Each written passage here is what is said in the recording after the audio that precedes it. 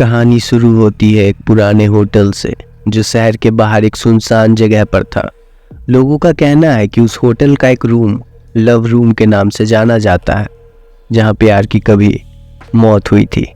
एक दिन रोहन और प्रिया इस लव रूम को एक कहानी समझ के होटल की तरफ निकल पड़े। उन्होंने सुना था कि अगर वो लव रूम में गए तो उनका प्यार हमेशा के लिए उनके साथ खत्म हो जाएगा, पर उन्हें लगता था ये सिर्फ एक कहानी है।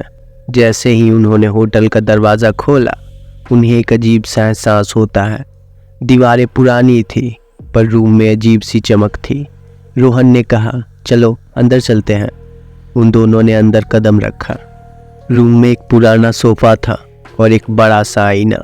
जैसे ही उन्होंने आईने में देखा, उन्हें अपनी तस्वीर के साथ एक औरत दिखाई दी, एक खूबसूरत औरत। अचानक रूम की हवा ठंडी हो गई। प्रिया ने कहा, रोहन मुझे यहाँ कुछ अच्छा नहीं लग रहा। लेकिन रोहन उस आईने में खुद को और प्रिया को देखकर जैसे एक अलग दुनिया में खो गया था। उसने आईने से नज़र तक नहीं हटाई। जब प्रिया ने देखा रोहन उस औरत की तरफ खींचा जा रहा है, उसने उसे रोकने की कोशिश की। रोहन चलो यहाँ से चलते हैं। लेकिन वो सुनकर रोहन मुस्कुराया, जैसे वो अब कोई और ही बन गया हो। कुछ ही पलों में वो औरत उनके सामने आ गई। उनकी आंखों में देखते हुए एक भयानक तरीके से मुस्कुराने लगी। फिर सब कुछ मानो खामोश सा हो गया। रोहन को वहीं छोड़ के प्रिया भागने की कोशिश करने लगी और रोहन भी प्रिया को भूल के उस औरत के पास जाने की कोशिश कर रहा था।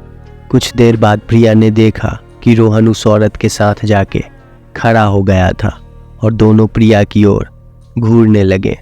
वो घबरा गई और वो फिर से भागने की कोशिश करती है और वो इस बार वहाँ से भाग गई।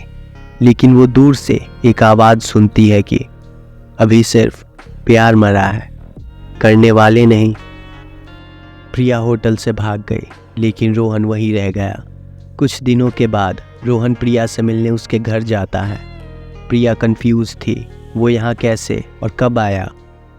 वो ये सब पूछती उससे पहले ही रोहन प्रिया का गला दबाने लगता है और धीरे धीरे प्रिया की सांस उसके प्यार की तरह उसे छोड़ देती है।